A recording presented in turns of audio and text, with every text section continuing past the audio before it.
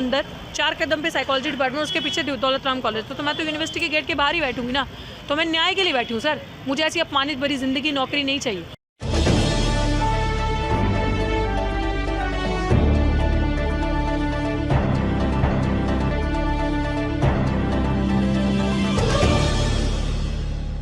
इस खबर के प्रायोजक हैं D real estate, Kailash Chand वर्कवाला।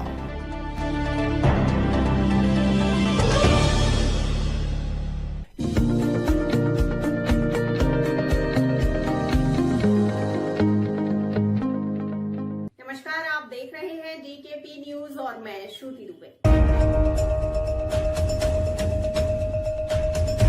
Delhi के दौलत राम कॉलेज की प्रिंसिपल सविता राय पर कॉलेज की प्रोफेसर डॉक्टर रितु सिंह ने अत्याचार एवं जातिवाद को लेकर गंभीर आरोप लगाते हुए लगभग 50 दिन से दिल्ली यूनिवर्सिटी की आर्ट फैकल्टी के गेट नंबर 4 पर धरने पर बैठी हुई हैं। उनका कहना है, जातिवाद और झूठे आरोप लगाकर मुझे सस्पेंड किया गया है। इसकी मामले की लड़ाई कोर्ट में लड़ रही है। साथ ही साथ दिल्ली यूनिवर्सिटी की आर्ट फैकल्टी के बाहर धरने पर बैठी है। उनका यह कहना है, नौकरी नहीं न्याय चाहिए, उसके लिए कितना भी समय लगता है। रितु सिंह ने अपनी बात हमारे चैनल पर रखी, क्या कुछ कहा आइए सुनते हैं।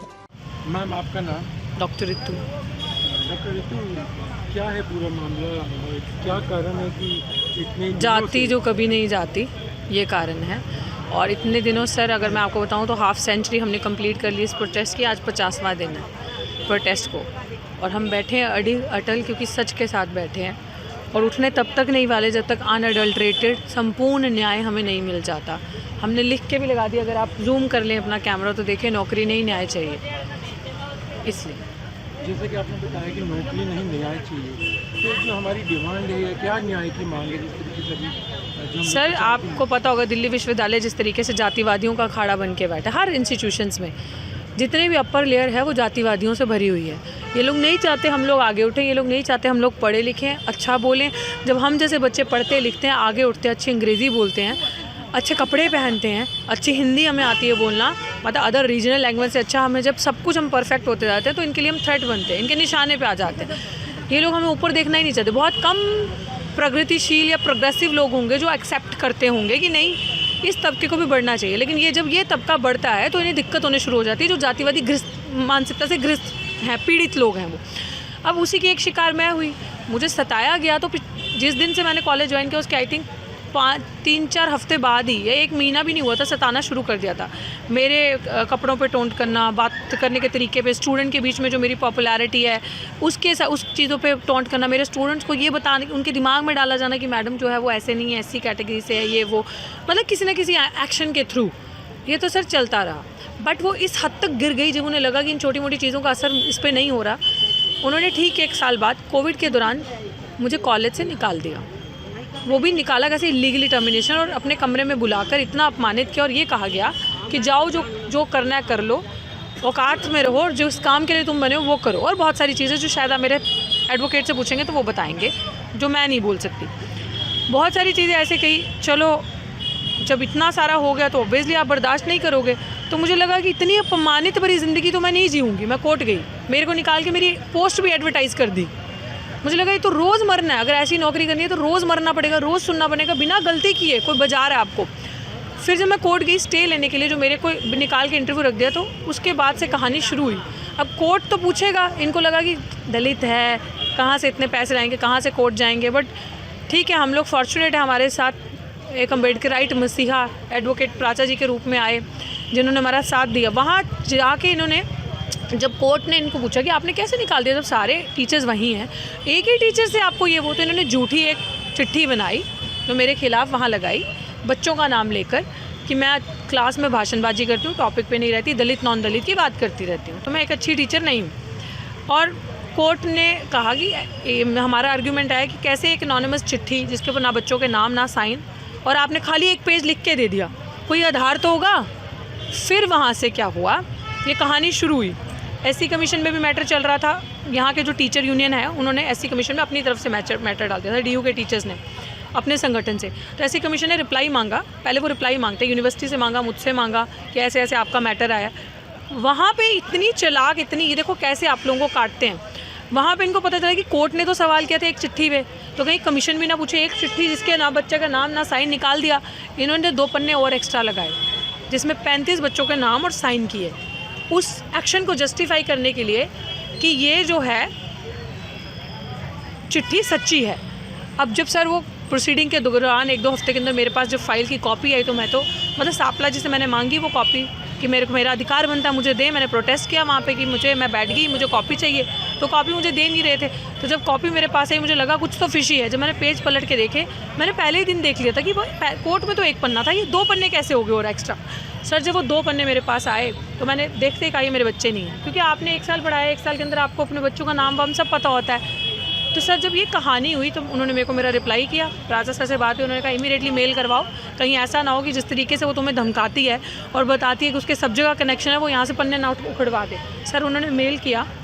जब हम ऑफिस पहुँचे अपने मिशन से कॉन्स्टेंट के प्राचा साहब के यहाँ, हमने मैच किए, जो मेरे पास रजिस्टर थे बच्चों के नाम थे, एक भी नाम मैच नहीं हो रहा था। तुरंत मैं सापला जी को फ़ोन किया, हियरिंग बोला उनको, आप लगाएं, ऐसे मैटर उठाएं, ये बच्चे नहीं हैं। उन्होंने कहा श्योर। मैंने कहा हाँ जी। उन्होंने मैटर सुना, पुलिस को बुलाया, पुलिस ने भी इसमें बहुत सारी गेम करी थी सपोर्ट करने के लिए, सविता राय को बचाने के लिए। फिर उन्होंने ऑर्डर दे दिए प्राचा साहब के कहने पे। जब प्राचा साहब ने प्रेजेंट किया तो वो हेयरिंग नहीं थी, एक कमरे में बताया कि इतना बड़ा अपराध है ये वो, तो उसके बाद उन्होंने हेयरिंग लगाई, तो SC/ST एक्ट के अंदर FIR दर्ज हुआ। FIR दर्ज मतलब फिर भी SC कमीशन के ऑर्डर पे नहीं हुआ, ये पुलिस को हमने कुछ नए फैक्ट्स दिए, उसके बेसिस पे FIR दर्ज हुई।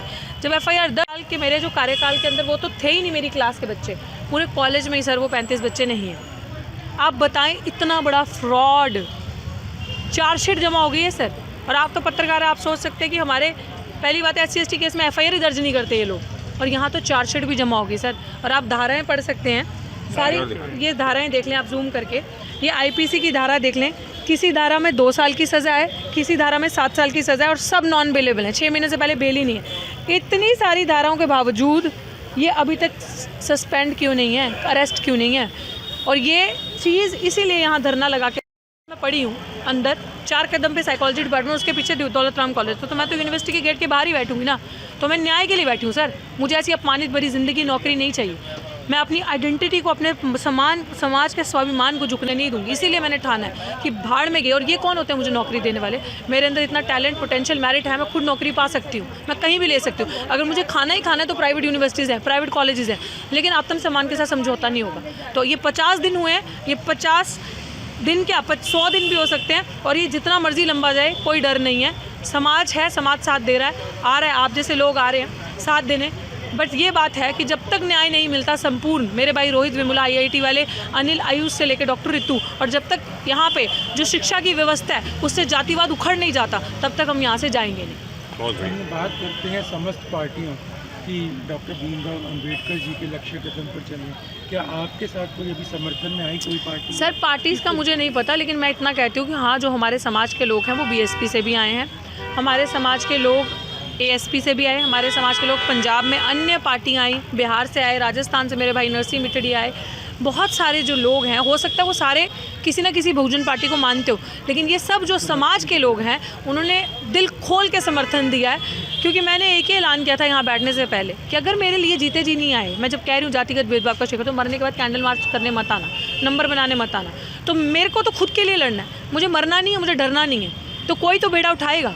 क्यों हम कमज़ोर रास्ता चुनें? हम लड़ने का रास्ता चुनेंगे, क्योंकि हम डॉक्टर अम्बेडकर के वंशज हैं, सावित्रीबाई फुले के वंशज हैं, महात्मा फुले, परियार, हम इनके वंशज हैं। तो हमें बिरसा मुंडा जैसे हमारे समाज में हस्तियाँ हुई हैं, तो हमने लड़ना सीखा है, झुकना नहीं सीखा। और मैं बिल्कुल भी ऐसी एग्जाम्पल सेट नहीं करूँगी जिससे मेरा समाज कमज़ोर हो। So I need to fight. मेरी education is of no use, my degree of PhD is of no use if I don't remember the concept of paying back to society. तो मैं पे बैक ऐसे करूँगी सोसाइटी में कि जब मेरे समाज के बच्चे दिल्ली विश्वविद्यालय के दहलीज पे पैर रखें तो वो सर उठा के जाएँ, सर झुका के न जाएँ। शुक्रिया। ताज़ा खबरों से जुड़े रहने के लिए हमारे चैनल को सब्सक्राइब करें और बेल आइकन को दबाना ना भूलें, ताकि हर खबर की नोटिफिकेशन आपको मिलती रहे।